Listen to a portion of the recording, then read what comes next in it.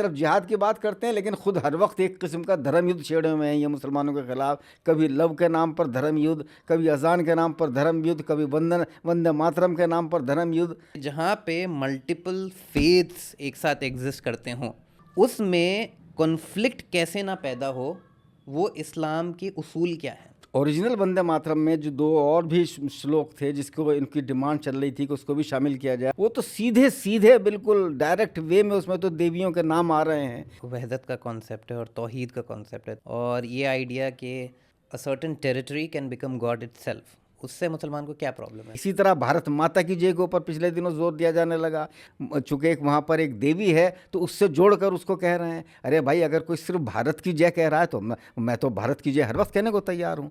पहली बात तो Vande Mataram should not be a national song, conflictual है, सेकुलर इथर्स के खिलाफ है। इनका असल मकसद अपने धर्म का दिफा नहीं है, असल मकसद कहीं ना कहीं मुसलमानों को पूरा उनके ऊपर अटैक करना है, किसी तरीके से उनको कटघरे में खड़ा करना है।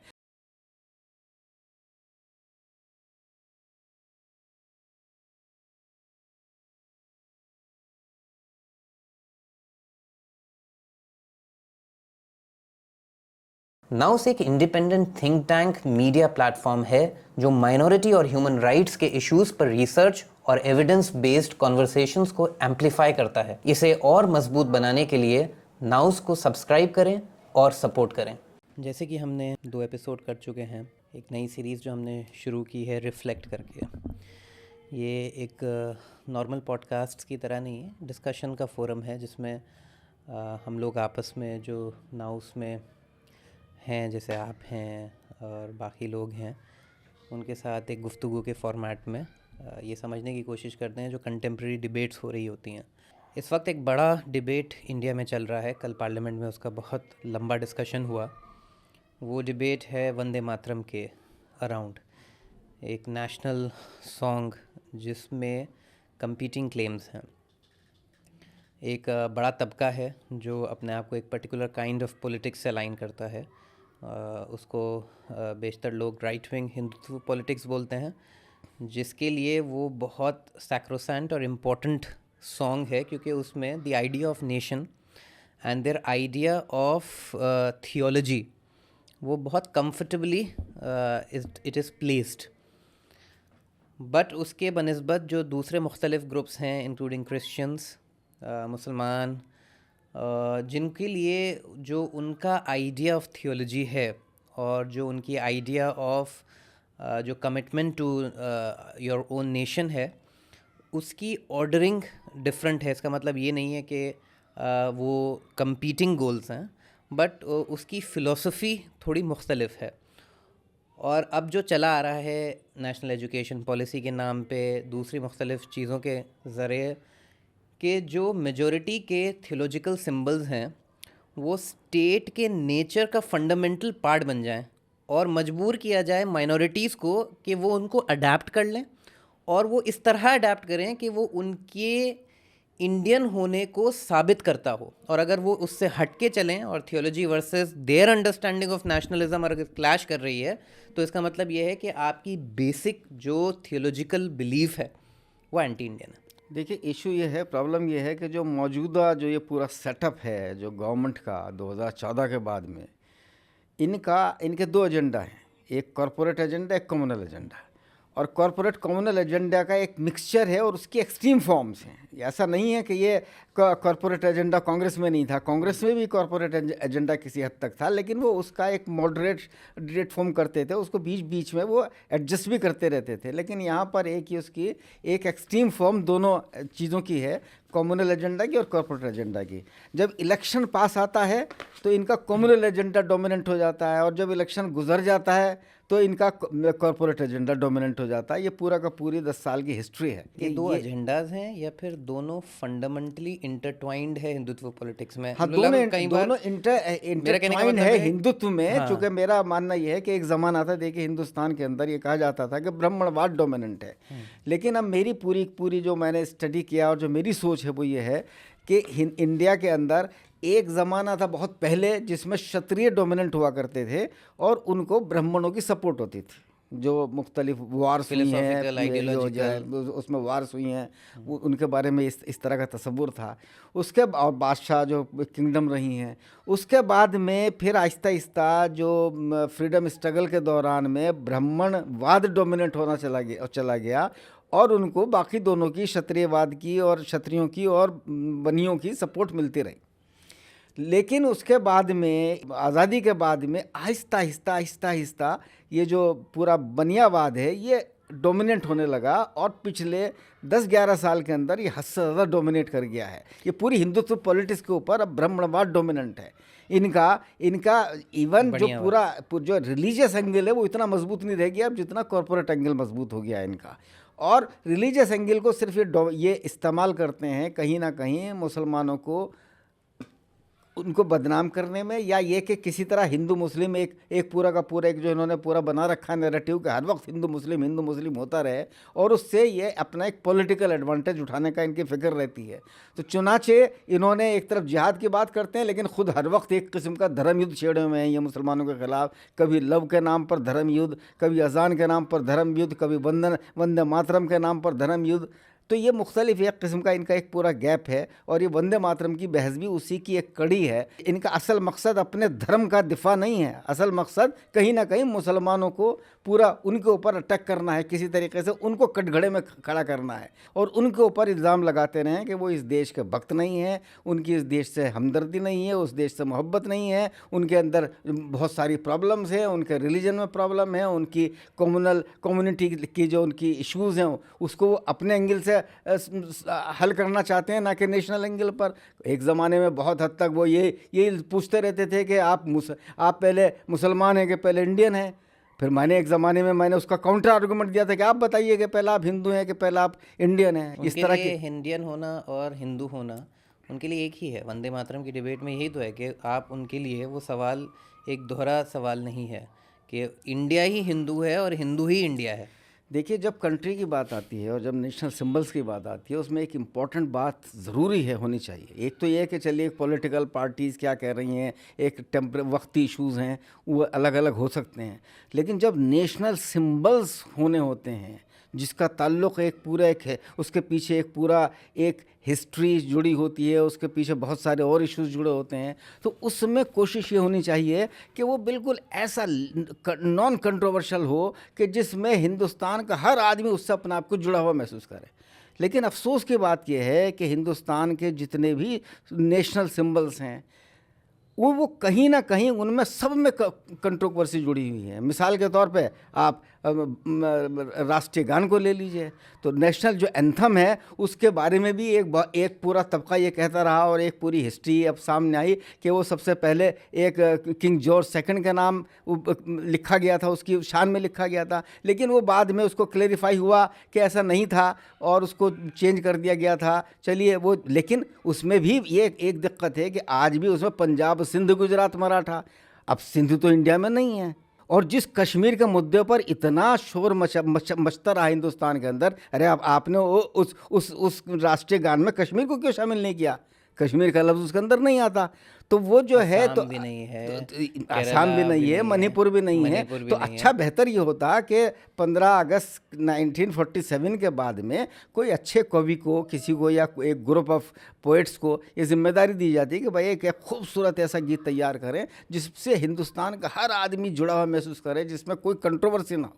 अच्छा, वंदे मातरम को जो लेके बुनियादी जो एतराज़ात जताए जा रहे हैं उसमें फिर आप अपना एडिशन कीजिएगा। मैं तो जो ऑब्जर्वेशन है, जो अंडरस्टैंडिंग है, उसके हवाले से सिर्फ आपके सामने रख रहा हूँ कि एक तो ये कंट्रोवर्सी नई नहीं है, पुरानी है। 18 आपसे बात हो रही थी, 1880 से पहले लिखा गया, 82 में इसको आनंद मठ करके बंकिम चटर्जी ने लिखा इसको और 1875 में लिखा था, फिर 1882 में उसको बाकायदा तो, लेकिन जिस तरह से मैं अभी क्योंकि इसकी हिस्ट्री पढ़ रहा था तो शुरुआत में क्योंकि बंगाल के कंटेक्स्ट में लिखा गया और बंगाल का अपना एक मूवमेंट चल रहा है और एंटी ब्रिटिश स्ट्रगल भी है, एंटी मुस्लिम स्ट्रगल भी है, मुस्लिम, वो बहुत एक कॉम्प्लिकेटेड उसमें लिखा जा रहा है और उसको कांग्रेस ने या फिर नेशनल मूवमेंट ने पहले ही और जो भी हिंदू राष्ट्र या हिंदू एज एन आइडिया की बात करते हैं, क्योंकि उस पूरे नॉवल का जो आनंद मठ का कंटेक्स्ट है वो ये है कि जो सनातनी वो हैं, it's not a warrior class, it's a theologian class which is also acting as a warrior. उन लोगों को जो मुसलमानों ने हिंदुओं के ख़िलाफ़ किया, ये सेटिंग है, मुस्लिम रूल को ख़त्म करना है, और उसमें उनके ख़िलाफ़ वायलेंस की ज़रूरत है, या उनके जो हिस्ट्री है इंडिया में मुस्लिम्स की, उसको कम्प्लीटली नेगेटिव पोर्ट्रे करना। तो वो एक वर्ल्ड व्यू है within which this celebration of idea of a territorial motherland in which the symbol is equated to Durga. तो उससे वो जो क्रिएट हो रहा है तसव्वुर, वो ये क्रिएट हो रहा है कि आपकी जो मातृभूमि है वो भगवान भी है, डीटी भी है, और उसमें क्योंकि इस्लाम में जो तसव्वुर है खुदा का, वो किसी टेरिटरी, क्योंकि आज टेरिटरी बड़ी हो गई, कल टेरिटरी छोटी हो गई, और अगर खुदा मुकम्मल तौर से सबका दाता है, सबका क्रिएटर है, तो उसका मैनिफेस्टेशन एज अ डीटी एक पर्टिकुलर सॉवरेन टेरिटरी में ही क्यों हो रहा है? देखिए, इसमें असल में वंदे मातरम की सबसे बड़ा प्रॉब्लम ये है कि मुसलमान क्यों उसको एक्सेप्ट नहीं करता। उसके पीछे बड़ी प्रॉब्लम यही है, जो ओरिजिनल वंदे मातरम में जो दो और भी श्लोक थे जिसको इनकी डिमांड चल रही थी कि उसको भी शामिल किया जाए, और कांग्रेस के ऊपर ये इल्ज़ाम लगाया गया कि उनको क्यों निकाला गया, वो तो सीधे सीधे बिल्कुल डायरेक्ट वे में उसमें तो देवियों के नाम आ रहे हैं, ख़ासतौर पर दुर्गा का नाम आ रहा है, तो उसमें तो बिल्कुल सीधा सीधा। लेकिन जो अगर उसको निकालने के बाद भी अभी भी ये प्रॉब्लमेटिक इसलिए मुसलमान इसको इसलिए नहीं गाना पसंद करता, उसमें एक लफ्ज़ वंदे जो आ रहा है, तो वंदे की जो पूरी की पूरी सेंस है, रूट है, वो पूरी की पूरी उसकी वर्शिप की रूट है वंदे की। अगर वंदे की जगह वो मिसाल के तौर पर कोई, जैसे अगर वो बंगाली गीत है तो भालोबाशी उसमें इस्तेमाल कर लेते, या कुछ प्रेम से रिलेटेड या कुछ आदर से रिलेटेड वर्ड चेंज कर देते वंदे की जगह, तो फिर मुसलमानों को इतना ऑब्जेक्शन नहीं होने वाला नहीं। था। पहली बार आप ये बताइए कि ये जो वहदत का कॉन्सेप्ट है और तौहीद का कॉन्सेप्ट है, तौहीद का जो वननेस ऑफ बीइंग का, और ये आइडिया कि a certain territory can become God itself, उससे मुसलमान को क्या प्रॉब्लम है? चूँकि इस्लाम का तो बुनियादी सोच, ये सिर्फ इस्लाम का उसूल नहीं है। इस्लाम, अब ये मैं पहले भी अपने वीडियो में बात कह चुका हूँ कि इस्लाम, मोहम्मद साहब इस्लाम के फाउंडर नहीं हैं। इस्लाम के फाउंडर तो पहले जो इंसान हुए हज़रत आदम जिनको कहा जाता है, और वो अलग अलग संस्कृतियों में उनका जिक्र अलग अलग मिलते जुलते नामों से है। इंडिया में भी जो वैदिक रिलीजन है वो प्योर एकेश्वरवाद पर मबनी है, उसके अंदर एकेश्वरवाद की जिक्र है। इवन वाल्मीकि रामायण में भी कहीं ये नहीं दिखाया गया कि रामचंद्र जी किसी और की पूजा कर रहे हैं। तो पूरा का पूरा जो है ओरिजिनल हिंदुस्तान में आज भी आर्य समाजी एकेश्वरवाद के कायल हैं। आज भी राधा स्वामी के जो पूरा का पूरा एक सेक्ट है हिंदुओं में, वो प्योर एकेश्वरवाद के ऊपर मबनी है। ये है कि मबनी, उसके अलावा हिंदुस्तान में ये multiplicity of god, one god, no god at all, ये इसकी सिविलाइजेशनल इथोस का हिस्सा है। लेकिन इसमें मुसलमानों को प्रॉब्लम, चूँकि वहाँ तो इस्लाम का तो बुनियादी पहला उसूल ही है, चूँकि वो तो सबसे फंडामेंटल प्रिंसिपल है कि जिसको किसी हालत में मुसलमान उस प्रिंसिपल को छोड़ ही नहीं सकता।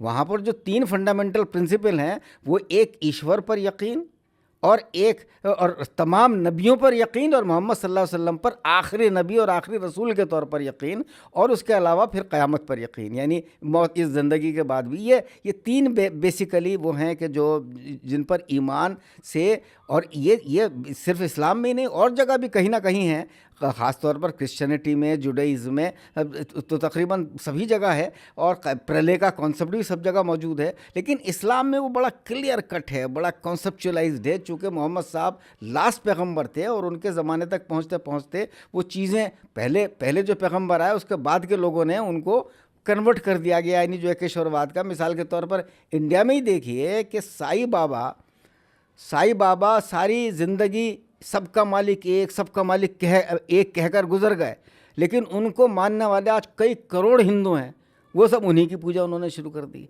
तो बाद में जाकर ये पूरा का पूरा हमेशा होता आया है। तो इसलिए उनके लिए ये क्या है कि वो ये बोलते हैं कि जो उनके वो होते हैं, भगवान के रूप होते हैं, वो इंसान के रूप में आते हैं। आपको ये समझना पड़ेगा भाई, they have a different context in which वो, कि ठीक है हमारा क्लेम हो सकता है ये सारी चीज़ों का, लेकिन अब डिबेट ये नहीं हो रही है कि भाई उनका क्लेम गलत है, हमारा क्लेम गलत है। 2 क्लेम एग्जिस्ट करते हैं। इस वक्त जो सबसे बड़ा चैलेंज आ रहा है इस्लाम को, मुसलमान को जो उसके ख़िलाफ़ बोला जाता है, वो ये चैलेंज है कि जब आप हिंदुस्तान का हिस्सा हैं और जब आप एक उम्मेटिक आइडियल को कंस्ट्रक्ट करते हैं और आप ये बोलते हैं कि आपकी वतन से जो जिसे कह सकते हैं कि आपकी अलीजियंस से बड़ी अलीजियंस एक ऐसी है जो अल्टीमेटली टाई अप करती है किसी दूसरे नेशन से भी के भी लोगों से, तो एक तसव्वुर ऐसा पैदा होता है लोगों के दिमाग में कि शायद जब भी प्रॉब्लम अराइज होगी ऐसे जहाँ पे they will have to choose between the two, they might ally with Pakistan, they might ally with Bangladesh, they might ally with Saudi Arabia, they might ally with Afghanistan, because their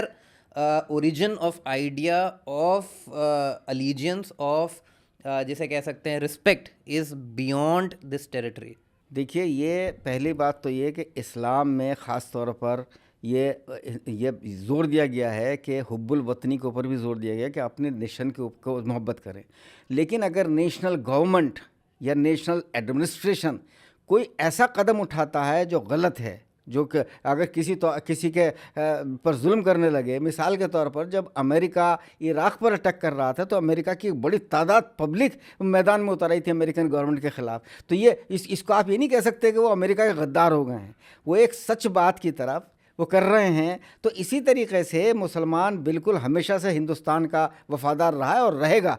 लेकिन अगर कभी किसी मौके पर कोई ऐसा काम किया जाता है कि जो उनके बुनियादी उसके ही ख़िलाफ़ है, जो बुनियादी उनके अकायद हैं, तो जाहिर है मुसलमान उसकी मुखालफत करेगा और करता रहा है। Stick to theology. Theologically speaking, जो शरीयत है या जो फ़िक़्ह है उसका जो रूट है वो कुरान है और प्रॉफिट मोहम्मद सल्लल्लाहु अलैहि वसल्लम की ज़िंदगी है।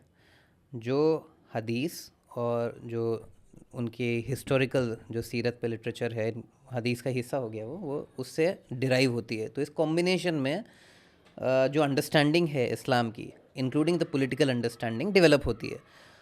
और इंडिया में लेट 19th सेंचुरी में जब ब्रितानिया हुकूमत नाफिस हो गई और मुग़ल जो सल्तनत है उसका ज़वाल हो गया, ये बहुत कायदे से डिबेट्स हुई हैं कि जो देवबंद के फाउंडर है मौलाना कासिम नौनाउतवी, और आपने क्योंकि बात करी आर्य समाज के, तो उनके जो लीडर थे दयानंद सरस्वती, शाहजहांपुर में उनके बीच में डिबेट हुई मौलाद पे, फ्रेंडशिप पे, इंटीमेसी पे, कि हिंदू मुसलमान कैसे एक साथ रह सकता है या क्या डिफरेंसेस हो सकते हैं, क्या डिस्टिंक्शन हो सकते हैं। और ये डिबेट चलते चलते जिसमें अल्लामा इकबाल ने भी, हुसैन अहमद मदनी में भी, मौलाना मौदूदी ने भी, जिन्ना ने भी, जितने भी ये बड़े थिंकर्स, मौलाना आज़ाद, इन्होंने पार्टिसिपेट किया।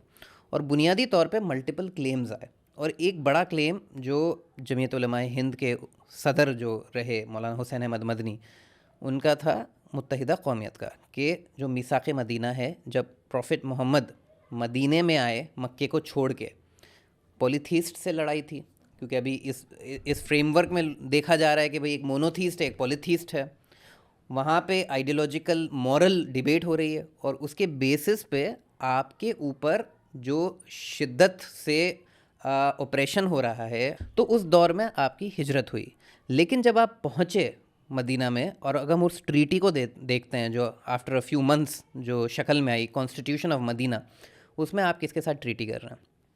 आप जूस के साथ ट्रीटी कर रहे हैं, आप क्रिश्चियंस के साथ ट्रीटी कर रहे हैं, और वहाँ के पेगन्स के साथ कर रहे हैं। पेगन्स भी पॉलीथीस्ट हैं। एक तरीके का कॉन्ट्रडिक्शन लगेगा लोगों कि आप पेगन से लड़कर आ रहे हैं और पेगन के साथ ट्रीटी कर रहे हैं। देखिए, बड़ा इस्लाम का बड़ा क्लियर कंसेप्ट है, जो पूरा सूरह आई है कुल या अय्युहल काफिरून ला अअबुदु मा तअबुदून वला अंतुम आबिदून मा अअबुद, के काफिरों से ये कहा जा रहा है, यानी उसमें पेगन्स शामिल हैं। ख़ास तौर पर काफिर क्या होते हैं? तो क्योंकि लोगों को बहुत कंफ्यूजन है काफिर को लेके। काफिर का मतलब है कि जो इस्लाम को न मानने वाले वो काफिर हैं, लेकिन उसकी भी डिविजन्स हैं। एक वो हैं जो ईश्वर को भी नहीं मानते हैं, सबसे ज़्यादा सबसे बड़े काफिर वो हुए। एक वो हैं कि जो ईश्वर को मानते हैं लेकिन उसके साथ साथ वो औरों की भी पूजा करते हैं, वो मुशरिकीन हैं, उसके बाद हुए। तो फिर तीसरे वो हैं कि जो पहले पैगंबरों को तो मार रहे हैं लेकिन मोहम्मद साहब को नहीं मार रहे हैं, कुरान को नहीं मार रहे हैं, यानी ईश्वर का जो अंतिम पैगाम आया वो यानी इनकम्प्लीट वे में अल्लाह को, ईश्वर को, गॉड को मान रहे हैं। तो इस वो अलग अलग है, तो उसमें बड़ा साफ कह दिया सबके ऊपर। और वो ये जो सूरत नाजिल हुई ये मक्के के दौर में नाजिल हुई थी। उसमें साफ कह दिया गया कि तुम्हारे दिन पर, हम तुम्हारे दिन पर, चूँकि काफिरों की तरफ से इस तरह की पेशकश आई थी इस सूरत के उससे पहले कि भाई कुछ दिन हम आपके गॉड की पूजा करते हैं और कुछ दिन आप हमारे देवी देवताओं की आगे पूजा कीजिए। तो रसूलुल्लाह सल्लल्लाहु अलैहि वसल्लम ने बिल्कुल उससे इनकार कर दिया कि ऐसा मुमकिन नहीं है, आप अपने उस पर चलिए, हम अपने ऊपर चलिए, हमारा दिन हमारे। जो कन्फ्रंटेशन था वो था कि जब वो उन्होंने मुसलमानों का परसिक्यूशन करना शुरू कर दिया, तो इसलिए वो उनसे नाराज़गी थी। मदीने में परसिक्यूशन वो नहीं हो रहा था, तो इसलिए मदीना चार्टर के अंदर कि भाई जो भी जो है सब अपने अपने तरीक़े पर चलेंगे। गवर्नमेंट जो बनेगी, गवर्नमेंट में सबकी मर्ज़ी से गवर्नमेंट बनेगी, और ये तय हो गया था कि उसके सरबराह मोहम्मद साहब रहेंगे, तो मोहम्मद सल्लल्लाहु अलैहि वसल्लम उसके सरबराह रहे। लेकिन उन्होंने सबको इख्तियार दे दिया था कि सब अपने अपने दीन के एतबार से अपनी ज़ाती ज़िंदगी में चलेंगे। लेकिन अगर बाहर से हमला होता है कोई, तो फिर सब मिल के इकट्ठे होकर लड़ेंगे। तो एग्जाम्पल ये आ रहा है कि एक ऐसा पॉलिटिकल कॉन्ट्रैक्ट इस्लाम की ओरिजिन्स में है, पॉलिटिकल कॉन्ट्रैक्ट, क्योंकि इससे पहले भी एक कॉन्ट्रैक्ट है, वो अबिसिनिया का है, कि जो क्रिश्चियन रूलर हैं और फर्स्ट हिजरत जिसे कही जाती है, ये सेकंड हिजरत है, इसमें आप सल्लल्लाहु अलैहि वसल्लम प्रॉफिट मोहम्मद खुद माइग्रेट किए, लेकिन उससे पहले कुछ मुसलमानों को माइग्रेट करके अबिसिनिया में गए और वहाँ पे उनकी सिविल राइट्स थे, उनके एक लिमिटेड जिसे कहते हैं कॉन्स्टिट्यूशनल राइट्स से, whatever there in that context. आज की लैंग्वेज में आप उसको बयान नहीं कर सकते, बट वो भी एक तरीके की ट्रीटी थी कि आप एज अ माइक्रो माइनॉरिटी अपने रिलीजन को प्रिजर्व करते हुए। हाँ, बिल्कुल बात सही है। और जब 1947 जब आज़ादी हो गई, तो एक किस्म की ट्रीटी हिंदुस्तान के मुसलमानों में, हिंदुओं में और सिखों में और ईसाइयों में सब में हो गई कि भाई ये देश अब सबका है, सब मिलके, इसीलिए सेक्युलर कॉन्स्टिट्यूशन रखा गया।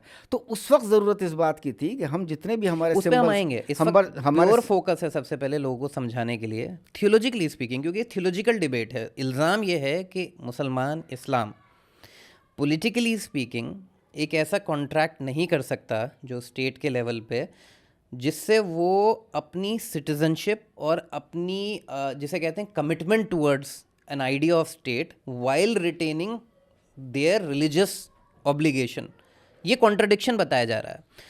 उसी कॉन्टेक्स्ट में जब सुलह हुदैबिया हो रहा है, मतलब कि जब प्रॉफिट बहुत टाइम तक मदीना में रहे, बहुत सारी वॉर्स हुई, मक्का छोड़कर आए थे, तो मक्का के लोग आके आप पे अटैक करना चाह रहे हैं, आप उनके साथ वॉर में जा रहे हैं, तो फिर आप एक बार गए कि मक्का में हज करने के लिए, और वहाँ पे आपको जाने नहीं दिया गया। ये ट्रीटी हुई कि आप 2 साल बाद आइएगा, और आइएगा तो आपको अलाउ कर दिया जाएगा। और उस ट्रीटी का ये हिस्सा था कि जो मक्का में रहने वाले मुसलमान हैं, क्योंकि ये तो था कि भाई वहाँ पे भी मुसलमान हो रहे हैं, वो मक्का को छोड़ के मदीना नहीं आ सकते, ऐसे कि वो बेसिकली अपनी सिटीजनशिप गिव अप करके या इंटरनल आपके वो नहीं कर सकते।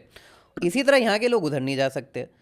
तो जब एक सहाबा, मतलब कंपेनियन ऑफ द प्रॉफिट, जब छोड़कर आए, तो प्रॉफिट ने उनको मदीना एंटर नहीं करने दिया, क्योंकि ट्रीटी थी। कि इसका मतलब क्या है कि उस एक पॉइंट पे मक्का में भी कुछ मुसलमान रह रहे हैं, अबिसिनिया में भी कुछ मुसलमान रह रहे हैं, मदीना में भी कुछ मुसलमान रह रहे हैं, और 3 different kinds of political treaties एक टाइम पे एग्जिस्ट कर रही हैं, जो different types of levels of political contract है विद अदर कम्युनिटीज़। देखिए, इस्लाम में ट्रीटी के ऊपर बहुत ज़ोर है कि अगर आपकी ट्रीटी अगर आपने कर दी है, तो उस ट्रीटी को किसी हालत में भी उसको तोड़ना नहीं है, और अगर कोई तोड़ता है तो फिर उसके खिलाफ बाकायदा जंग तक की जा सकती है। इस्लाम में बिल्कुल सब ये बड़ा वाज़ेह है। तो ट्रीटी जो होती है, तो ट्रीटी बहुत इंपॉर्टेंट है, और इसीलिए ये चूँकि अल्टीमेटली आज की डिबेट, आज का जो बात हो रही है, वो वंदे मातरम के कॉन्टेक्स्ट में हो रही है। तो इसलिए मुझे जो परेशानी वही होती है कि जितने भी नेशनल सिंबल होने चाहिए थे, वो बड़े ऐसे होने चाहिए थे कि जिसके ऊपर कोई आदमी किसी किस्म का डाउट भी ना कर सके। लेकिन अफसोस कि भाई अगर हमने तिरंगा भी बनाया तो उसमें बीच में अशोक का चक्र लगा दिया। अब एक तरफ औरंगज़ेब को तो गालियां देते हैं, और अशोक जो उससे ज़्यादा कहीं वायलेंस फैलाया, जिसने पहले बहैसियत हिंदू और फिर वो बौद्ध हो गया, और उसने तमाम हिंदुओं का कन्वर्जन कर दिया, हिंदुस्तान के हिंदुओं को बौद्ध बनाने की कोशिश की, और इनके सारे मंदिरों को बौद्ध मठ में कन्वर्ट कर दिया गया। उसके सिंबल को आप जो है चक्र को उसमें शामिल कर रहे हैं। उसके अलावा जब आप राष्ट्रगान लिख रहे हैं, तो मैंने जैसे बताया कि उसके अंदर आपने अल्फाज भी चेंज नहीं किए कि भाई चूँकि अब सिचुएशन बदल गई है, वो 50 साल पुराना लिखा हुआ सॉन्ग था तकरीबन। तो उसके बाद में जब नई सिचुएशन आई है, जिस वक्त ये वंदे मातरम लिखा गया, जिस वक्त राष्ट्रीय गान लिखा कहा गया, तो उस वक्त तो आज़ाद नहीं हुआ, आज़ादी उसके काफ़ी सालों के बाद मिल रही है। तो अब जब आज़ादी के बाद, अच्छा उस वक्त किसी को पता नहीं था कि हिंदुस्तान पाकिस्तान के हिंदुस्तान के 2 टुकड़े हो जाएंगे। तो बाद में जब 2 टुकड़े हो गए, तो और उसके बाद में एक कॉन्स्टिट्यूशन तरतीब दिया जा रहा है, और उस कॉन्स्टिट्यूशन का बड़ा क्लियर कट मेन एम्फेसिस ही है कि हिंदुस्तान में रहने वाले वो सब सेक्युलर, सब धर्मों का आदर होगा। तो फिर ऐसे सिंबल बनाने चाहिए थे कि जिनमें कोई डाउट ना रहे। इसी तरह भारत माता की जय के ऊपर पिछले दिनों जोर दिया जाने लगा, चूँकि वो उसमें भी यही है कि वो भारतीय, चूँकि एक वहाँ पर एक देवी है, तो उससे जोड़कर उसको कह रहे हैं। अरे भाई, अगर कोई सिर्फ भारत की जय कह रहा है तो मैं तो भारत की जय हर वक्त कहने को तैयार हूँ। तो आप जोर यूँ को दे रहे हैं कि नहीं, भारत माता की कही है, वही कि चूँकि उनको लगता है कि मुसलमान जिसको कबूल नहीं करेंगे उस चीज़ के लिए एम्फेसाइज करो, उस चीज़ के ऊपर जोर दो, और फिर इसका बहाना बनाकर मुसलमानों को बदनाम करो, मुसलमानों को ये साबित करने की कोशिश करो कि जैसे वो देशभक्त नहीं है। जबकि मुसलमान ही हिंदुस्तान में, देखिए जब पार्टीशन हुआ तो जो हिंदुस्तान में जो मुसलमान वो थे कि जो पाकिस्तान चाहते थे, वो पाकिस्तान चले गए। पाकिस्तान में वो हिंदू जो इंडिया चाहते थे, वो पाकिस्तान से निकलकर हिंदुस्तान आ गए। उन्होंने अपनी लैंड की परवाह नहीं की। वहाँ लैंड भक्ति जो है उनके सामने नहीं रही। वो इंडिया है। इंडिया का मुसलमान ही ऐसा है कि जो पूरी चॉइस के साथ, इसके बावजूद कि उनके पास ऑप्शन था, लेकिन उन्होंने हिंदुस्तान को अपना देश कबूल किया। बाकी जो इंडिया में रहने वाला हिंदू था, उनके पास तो कोई चॉइस नहीं थी। वो तो इसलिए वो बाई चॉइस इंडियन नहीं बने। वो तो उनके पास तो ये उनको इनके लिए ईजी था। मुसलमानों के पास तो चॉइस होने के बावजूद उन्होंने इसको कबूल किया। तो मुसलमान तो हिंदुस्तान का जो मुसलमान है वो तो सबसे ज़्यादा देशभक्त है, और उन्होंने अपनी देशभक्ति का सबूत हमेशा दिया है। लेकिन बार बार ज़बरदस्ती उनको पॉलिटिकल एम्स के तहत उनके ऊपर कोई ना कोई बहाना बनाकर उनको हमेशा टारगेट बनाया जाता रहे। उनके ऊपर इस तरह के अल्फाज इस्तेमाल होते रहे कि जिससे हिंदू मुस्लिम ही डिबेट हमेशा बनती रहे। तो ये एक अफसोस की बात है कि इंडिया की प्रेजेंट पॉलिटिकल जो पूरा डिबेट चल रही है वो इस तरफ चली गई है। नहीं, बल्कि आपने इंटरेस्टिंग बात बोली। अगर नेशनल मूवमेंट देखें और ये देखने की कोशिश की जाए कि कोई रिलीजियसली इंस्पायर्ड कोई बॉडी, रिलीजियस ऑर्गेनाइजेशन जो नेशनल मूवमेंट में फॉर्मली पार्टिसिपेट किया हो जिसने एज अ बॉडी, सिवाय जमीयत उलमा के इस लेवल का कोई जिसमें आपकी थियोलॉजी, आपकी जो आपकी जो प्रीस्टहुड की क्लास है सो कॉल्ड, अगर कंपैरिजन किया जाए तो वो पार्ट है नेशनल मूवमेंट का आज़ाद कराने के, और वो पार्ट है कांग्रेस नेशनल मूवमेंट का। हिंदू महासभा अपोज कर रही है, मुस्लिम लीग भी एक ज़माने तक पार्ट है हिंदू महासभा भी, लेकिन अपोज कर रहे हैं। लेकिन वो भी रिलीजियस नहीं है, और कोई रिलीजियस ऑर्गेनाइजेशन, थियोलॉजिकल ऑर्गेनाइजेशन और भी कोई ऐसी कि फॉर्मली पार्टिसिपेट कर रही हो एक एक चीज़ के ऊपर। इस मूवमेंट में जो स्ट्रगल चला उसमें इंडिया के, यानी जो पार्टीशन के ख़िलाफ़ जो मुसलमान आगे थे, वो सब वो लोग थे जो बहुत रिलीजियस लोग थे। मौलाना अबुल कलाम आज़ाद, यानी वो तो जमीयत उलमा से नहीं जुड़े हुए थे। वो तो एक प्योर एक मौलाना थे, किसी पार्टी से, लेकिन किसी उस तरह के ऑर्गेनाइजेशन से उनका सीधा ताल्लुक़ नहीं था। लेकिन वो भी उधर पाकिस्तान की तरफ जो लोग कर रहे थे, आवाज़ उठा रहे थे, अब मोहम्मद अली जिन्ना जैसे लोग, उनके बारे में तो बड़ा मशहूर है। ये बड़ी चीज़ें साफ़ हैं कि वो उनकी पूरी उनके अंदर रिलीजियसनेस उस हद तक की थी नहीं। वो उसे सिर्फ रिलीजन को पॉलिटिकल एम से इस्तेमाल कर रहे थे। उनका थियोलॉजिकल फाउंडेशंस बहुत मजबूत नहीं थी। उनके जो ओरिजिनल शुरू में जो प्राइम मिनिस्टर हुए हैं वो भी कोई बहुत रिलीजियस माइंडेड नहीं थे। हिंदुस्तान में तो मौलाना अबुल कलाम आज़ाद जो one of the few ministers मुसलमानों हुए उस ज़माने में, और उनमें मुसलमान जो वो थे, तो उनमें वो तो एक बाकायदा एक मौलाना और एक ज़बरदस्त किस्म के फ़िलोसोफर, एक ज़बरदस्त उनकी बड़ी पकड़ पूरी पॉलिटिकल इश्यूज़ पर, इस्लाम के ऊपर, हर तरीके से बहुत मजबूत आदमी थे। तो हिंदुस्तान में तो यहाँ के उलमाए दीन ने ज़्यादातर ने, बेशतर ने सपोर्ट इंडिया को किया, और उसके बाद भी वो पूरे के पूरे तरीके से इंडियन नेशनलिज्म को पूरा सपोर्ट करते रहे हैं। बस कोशिश यही रहती है कि भाई ऐसा कोई काम ना हो कि जो सीधे इस्लाम को ख़तरा हो। जाहिर है वो तो और सिर्फ ये बात सिर्फ मुसलमानों के लिए नहीं, ये बात सारे मज़ाहिब के ऊपर अप्लाई होती है कि और मज़ाहिबी के ऊपर भी नहीं, जो नॉन रिलीजियस आइडियोलॉजी है, कि आइडियोलॉजी इंसान की जो होती है वो कहीं ना कहीं सुप्रीम होती है। हिंदुस्तान से बड़ी तादाद में हिंदू निकलकर आज अमेरिकन सिटीज़न बन गए हैं। वो उन्होंने नेशनलिटी तो छोड़ दी है, वो तो अमेरिकन हो गए हैं, लेकिन धर्म उनका हिंदू ही है। तो वो जो है, तो आइडियोलॉजी हमेशा कहीं ना कहीं, जो लेफ्टिस्ट आइडियोलॉजी वाले लोग इंडिया में रहे, हमेशा कहीं एक ज़माने तक रशिया और चाइना से कहीं ना कहीं उनको हमदर्दी रही है। तो वो एक आइडियोलॉजी का एक अपना एक हमेशा रहता है उसका वो। लेकिन जब मामला ऐसा होता है कि जो देश के ऊपर आता है, देश के से जुड़ा होता है, जिसका आइडियोलॉजी से कोई सीधा सीधा ताल्लुक़ ना हो, तो जाहिर है देश के प्रति समर्पित होना वो हर इंसान का फ़र्ज़ है। और मुसलमान उसे बिल्कुल हुब्बुल वतनी इस्लाम के पूरी मौजूद है, और मुसलमान उसको पूरी तरीके से हमेशा अमल करते आए हैं। एक क्योंकि बीच में आपने बात बोली कि बहुत इम्पोर्टेंट जो मुझे लगी, क्योंकि मैं खुद उसी डायरेक्शन में सोच रहा था कि पोस्ट इंडिपेंडेंस जो सिंबल्स होने चाहिए थे, including national anthem, national song, वो जिस तरह की टेरिटरी कंसीव हुई उसको सामने रखते हुए, मद्देनज़र रखते हुए होने चाहिए थे। और अगर कोई ऐसी चीज़ें थी जो कंट्रोवर्शियल थी, उनके ऊपर उनसे डिसंगेज होना चाहिए था, आइडियली स्पीकिंग। क्योंकि हिस्टोरिकली 1881 में ये आया, फिर 1905 में आप भी बता रहे थे, मैंने भी पढ़ा कि कांग्रेस ने इसको अडाप्ट किया। 1917 में बाकायदा इसको नेशनल सिंबॉलिक सॉन्ग की तरह इस्तेमाल करे जाने लगा। हालांकि ये बंगाल से शुरू हुआ, बंगाली कॉन्टेक्स्ट में लिखा गया था, बहुत पावरफुल सिंबल था, लैंग्वेज में बोलने में तो लोगों को अच्छा लग रहा था। अच्छा, ये भी बड़ी मज़ेदार बात है कि वंदे मातरम हो कि राष्ट्रीय गीत हो, ये सब ऐसी लैंग्वेज में लिखे गए जो इंडिया के कॉमन आदमी की समझ में वो लैंग्वेज बहुत कम आती है, ना के बराबर। इसके बरक्स एक तरफ सारे जहाँ से अच्छा हिंदुस्तान हमारा भी था कि जो हिंदुस्तान के तकरीबन 90 क्या सभी लोग उसको तकरीबन उसकी लैंग्वेज को समझ सकते हैं, और उसको वो सुनने में भी बड़ा खूबसूरत है, ज़बान भी बहुत खूबसूरत है। उसको अडॉप्ट नहीं किया गया, उसको कोई दर्जा नहीं दिया गया। उसको भी एक दर्जा दिया जा सकता था, लेकिन उसको नहीं किया गया, चूँकि इत्तफाक़ ऐसा था कि अल्लामा इकबाल की मौत जो है पहले हो गई थी, आज़ादी से पहले, और अल्लामा इकबाल उस ज़माने में पाकिस्तान के अंदर रहते थे, और उनके ऊपर एक किस्म का, मैं तो उसको इल्ज़ाम ही कहूँगा कि उनके ऊपर ये इल्ज़ाम लगा दिया गया कि पाकिस्तान के कॉन्सेप्ट के बानी वो थे। हालांकि अगर पाकिस्तान के कॉन्सेप्ट के अगर पूरी तरीके से वो बानी होते तो इतना खूबसूरत हिंदुस्तान के ऊपर सॉन्ग कैसे लिख देते वो।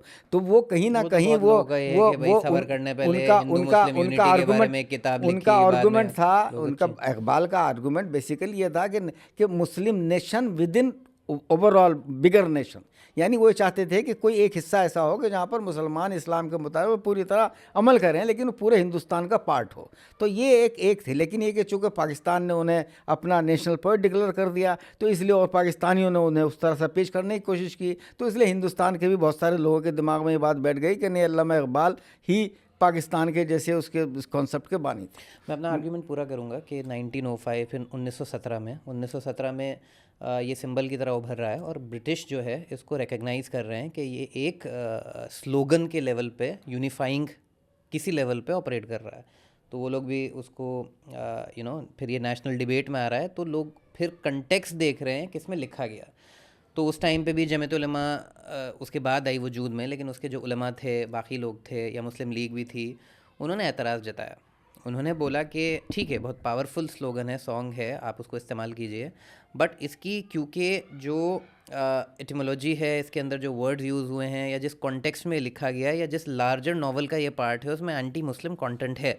तो उस हवाले से ये हमारे लिए नाकाबिले बर्दाश्त है कि हम इसको अपना यूनिफाइंग फ़ीचर माने।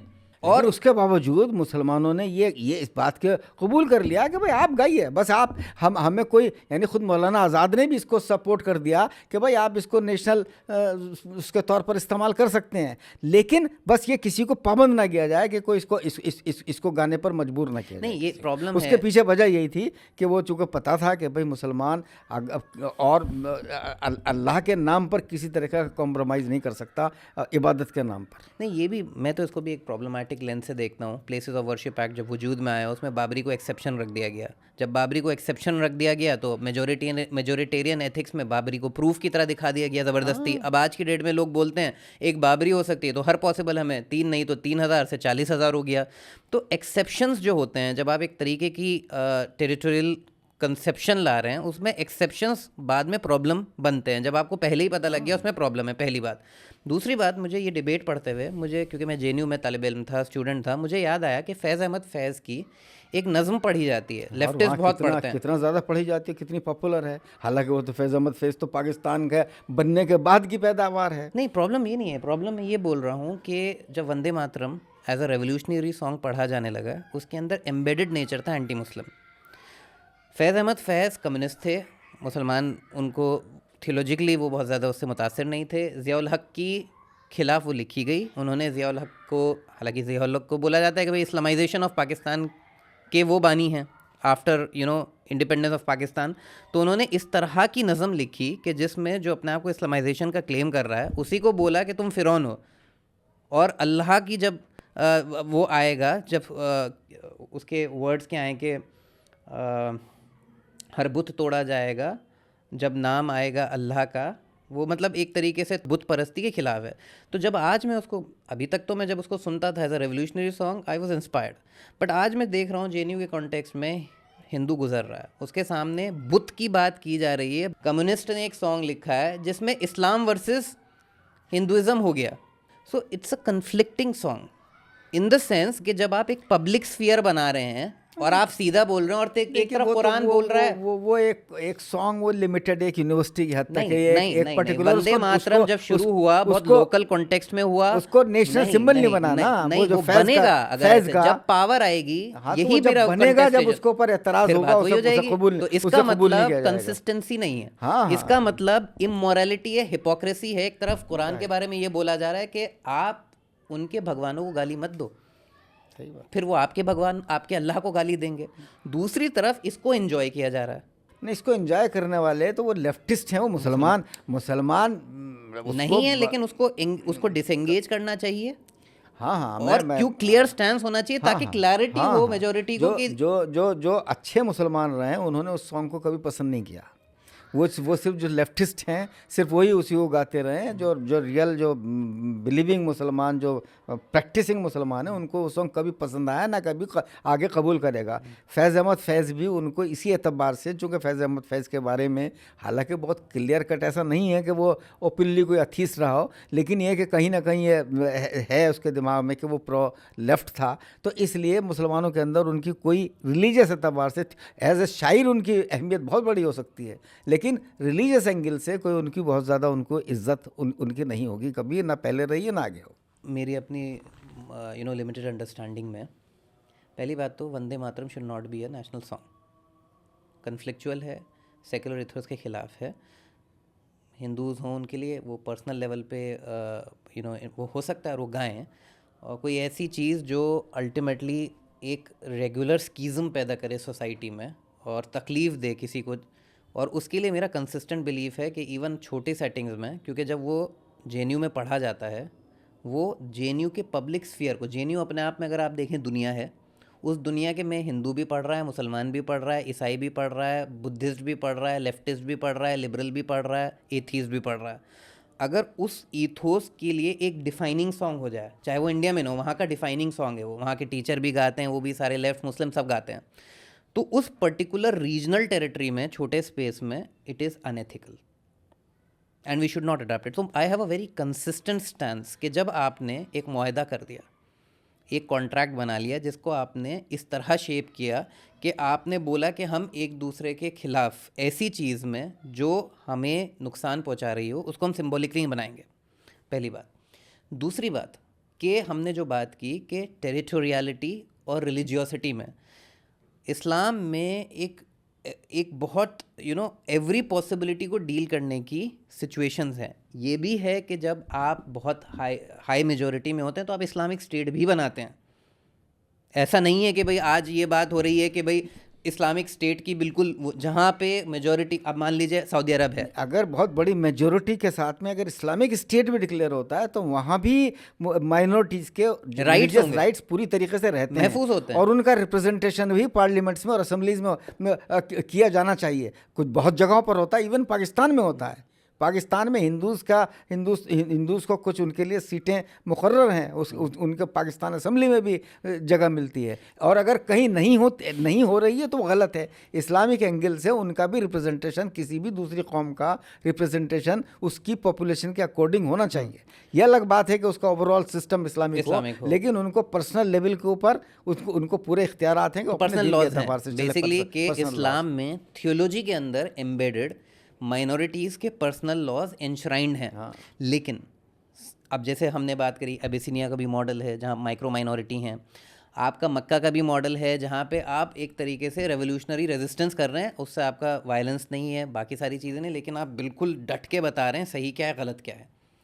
मदीना का भी मॉडल है जिसमें आप मिलजुल के एक स्टेट बना रहे हैं। उसके बाद पोस्ट मदीनन तो नहीं कहेंगे, मतलब हुदैबिया के बाद जब मक्का फ़तेह हो रहा है तो आप एक तरीके से, क्योंकि वो सिटी स्टेट से 2 सिटी स्टेट बन के एक एम्पायर भी बन रहे हैं, कि मतलब वो भी आपके यहाँ पे तसव्वुर है उस कॉन्टेक्स्ट में भी। लेकिन एक चीज़ हमें क्लैरिफाई होनी चाहिए, कोई भी कॉन्टेक्स्ट हो जो किसी आइडियोलॉजी में बिलीव करता है, मान लीजिए कोई है जो एथीस्ट है, कोई है साइंटिफिक मेथोडोलॉजी में बिलीव करता है, कोई हिंदू है जो अपनी सुप्रीमेसी ऑफ आइडियोलॉजी में बिलीव करता है, इस्लाम, दावत देने का हक और उसमें बिलीव करने का हक कि मैं अगर हिंदुस्तान का शहरी हूँ, इसका मतलब ये नहीं है कि मैं हर आइडियोलॉजिकल पोजीशन को इक्वल मानता हूँ। इस्लाम के बुनियादी उसमें कि एक खुदा का तसव्वुर है और मल्टीपल गॉड्स के तसव्वुर से वो डिफरेंट लगता है। इस कॉन्ट्रडिक्शन को कि जहाँ पे मल्टीपल फेथ्स एक साथ एग्जिस्ट करते हों और इस्लाम भी उसमें एक पर्टिकुलर क्लेम लेता हो, उसमें कॉन्फ्लिक्ट कैसे ना पैदा हो, वो इस्लाम के उसूल क्या है? नहीं, वो इस्लाम के उसूल यही है कि पहली बात तो ये कि जाहिर है अगर किसी जगह पर डोमिनेंट दूसरे हैं तो जाहिर है कहीं ना कहीं कोई कंप्रोमाइज़ करना पड़ता है, लेकिन उस कंप्रोमाइज़ का शर्त यही है कि भाई हमें अपने जो हमारे खालिस पर्सनल इश्यूज़ हैं, पर्सनल मामलात हैं, वो हमारे एतक़ाद के मामलात हैं, हमारे फैमिली मैटर्स हैं, उनमें किसी तरीके का हमें इंटरफेरेंस ना हो।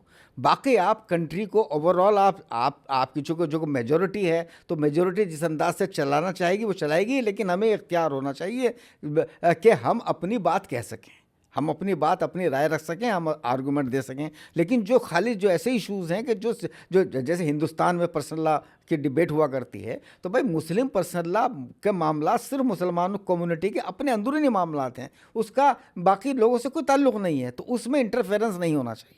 बाकी जो कुछ अगर ऐसे मामलात हैं कि जिसका ताल्लुक जनरल पब्लिक से है तो जनरल उसमें तो सारी आइडियोलॉजी अपना अपना पॉइंट ऑफ व्यू पेश करेंगे, मुसलमानों को भी राइट है अपना पॉइंट ऑफ व्यू पेश करें, लेकिन अल्टीमेटली जो मेजॉरिटी है वो मेजॉरिटी फैसला करती है, मेजॉरिटी का कहीं ना कहीं चलती है किसी भी गवर्नमेंट के अंदर। अल्टीमेटली जो मेजॉरिटी या समझ लीजिए कि जो सबसे पावरफुल लॉबी है कहीं ना कहीं हमेशा, चाहे वो कोई भी आइडियोलॉजी हो या अथीस्टिक हो या रिलीजियस आइडियोलॉजी हो, हर कंट्री के अंदर जो डोमिनेंट आइडियोलॉजी के लोग हैं बहरहाल वही कहीं ना कहीं गवर्नमेंट चला रहे होते हैं, चाहे वो अमेरिका हो, चाहे चाइना हो, चाहे रशिया हो, ये हर जगह अप्लाई होता है। ये किसी उस पर नहीं कि भाई किसी रिलीजियस आइडियोलॉजी के ऊपर, ये जो नॉन रिलीजियस आइडियोलॉजीज है वो अप्लाई होता है कि वो अपनी उनकी एक आइडियोलॉजी है। कोई कहते हैं कि नहीं हमारी जो एक ये वाली आइडियोलॉजी है, हम इस आइडियोलॉजी का अगेंस्ट, अगर वो आइडियोलॉजी किसी वजह से भी पावरफुल है, चाहे पावर की वजह सबसे ज़्यादा तो एक मैक्सिमम ये हो सकती है कि वो मेजॉरिटी हो, उनकी ओवरवेलमिंग मेजॉरिटी हो।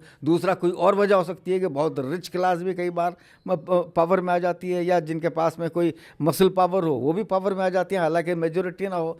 तो जो अल्टीमेटली जो गवर्नमेंट चला रहे हैं अल्टीमेटली तो वो उसका जो तरीक़ाकार है उसके हिसाब से ही फैसले होते हैं, लेकिन ये बोलने का इख्तियार सबको है। और अगर कोई बहुत सीरियस इशू उठाया जाता है, कोई ऐसी चीज़ के जो सीरियस वायलेशन कर रहा है हमारे राइट्स का, तो जाहिर है हर किसी को इख्तियार है कि वो उसके ख़िलाफ़ जो भी जद्दोजहद के तरीक़े हों वो जद्दोजहद कर सकता है। मेजॉरिटेरियन जो एक टर्न है या मेजॉरिटेरियन जो एक एग्जिस्टेंस ऑफ लॉबीज़ होता है, लेकिन मेजॉरिटी अच्छा भी कर सकती है लेकिन बुरा भी कर सकती है, अक्सर और बेशतर बुरा करती है। ये बड़ी प्रॉब्लम है। तो इसीलिए ये हक हासिल है, इसीलिए ये हक हासिल है कि बाकी जो लोग हैं वो सही बात के लिए उठाएं, उसके लिए जद्दोजहद करें, उसके लिए आवाज़ उठाएं। अगर कोई गलती हो रही है तो उसके लिए आवाज़ उठाएं, लेकिन कहीं ना कहीं चूँकि जो पावरफुल हैं वो ज़बरदस्ती अपनी बात थोपते हैं, तो कहीं ना कहीं मजबूरी हो जाती है कि कहीं ना मानना पड़ता है। लेकिन हर उसको इख्तियार है कि अगर कोई बहुत सीरियस किस्म का कोई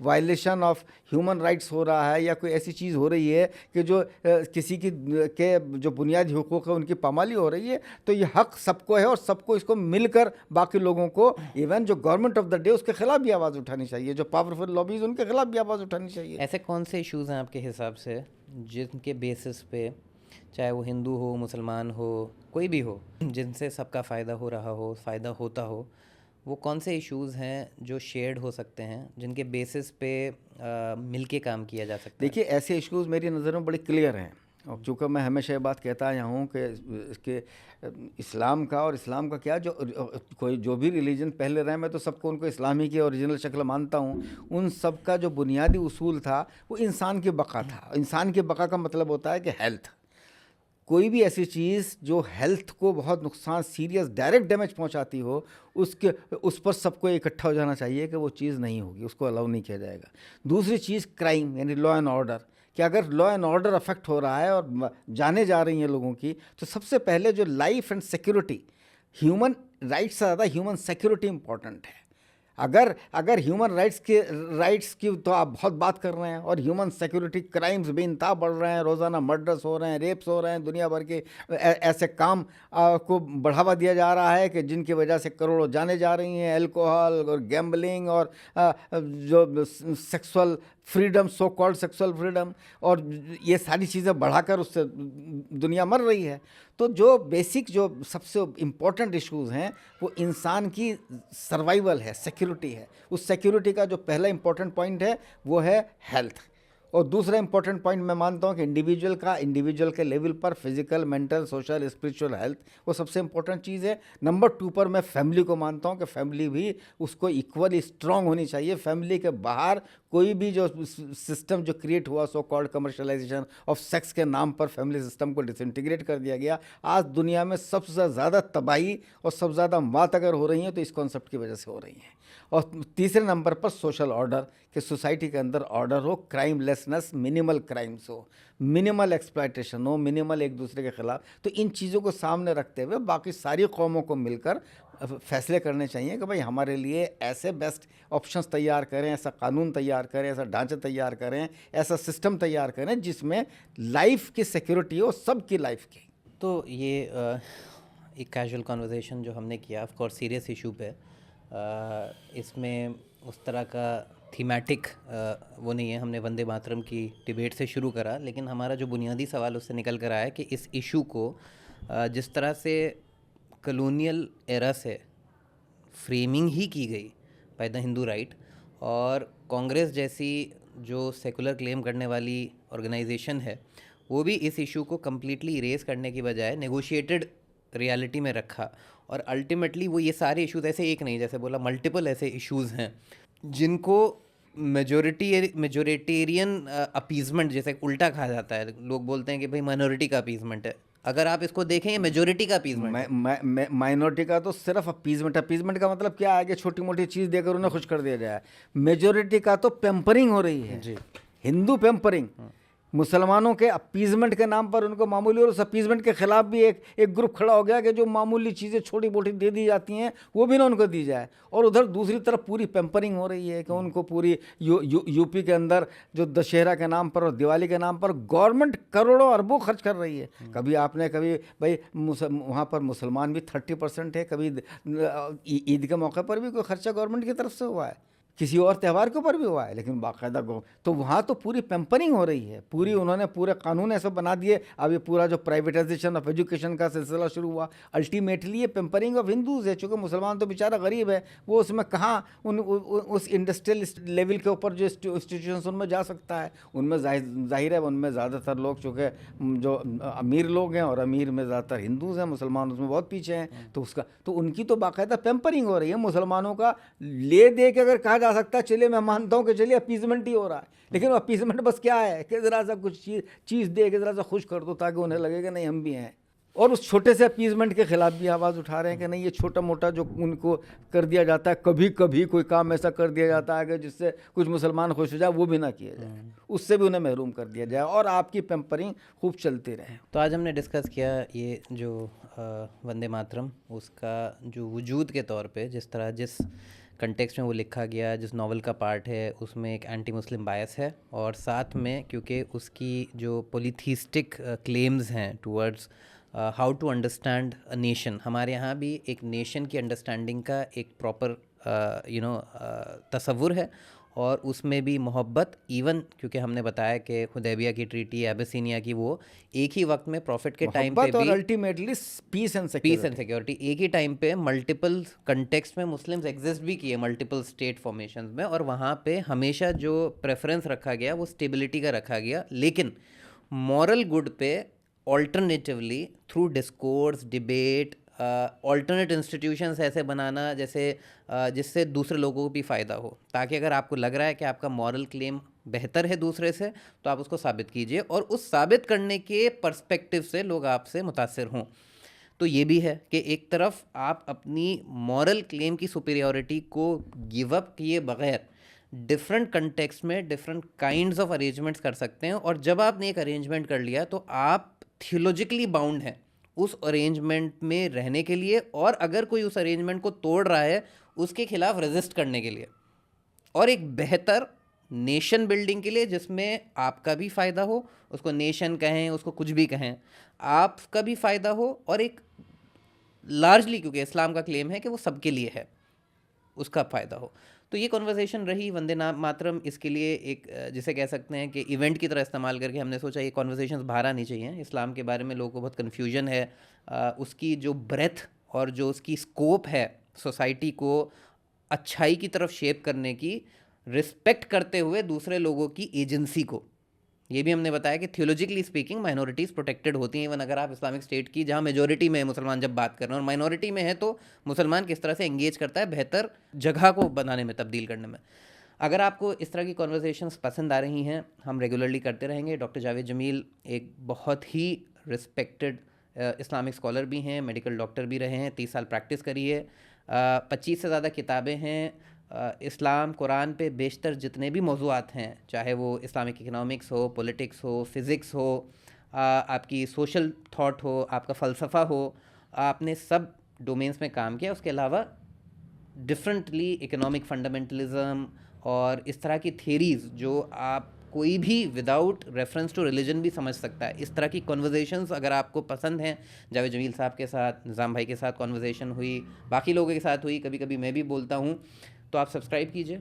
आप जब तक हम लोग को सपोर्ट नहीं मिलेगा इस इंस्टीट्यूशन को बनाने के लिए, हिंदुस्तान का मुसलमान और हिंदुस्तान अपने आप में और दुनिया अपने आप में एक मुश्किल दौर से गुज़र रहा है। दुनिया को स्टेबल करना जब ही पॉसिबल है जब राइट कन्वर्सेशंस हों, बिटवीन राइट पीपल हों, और उसको सपोर्ट मिले। तो आपसे दरख्वास्त है, इन कन्वर्सेशंस को देखिए, शेयर कीजिए, पसंद आए तो आप टॉपिक्स बताइए, और होपफुली डॉक्टर जावेद जमील के साथ हम इस तरह के इश्यूज़ पे बातें करते रहेंगे। Thank you. शुक्रिया।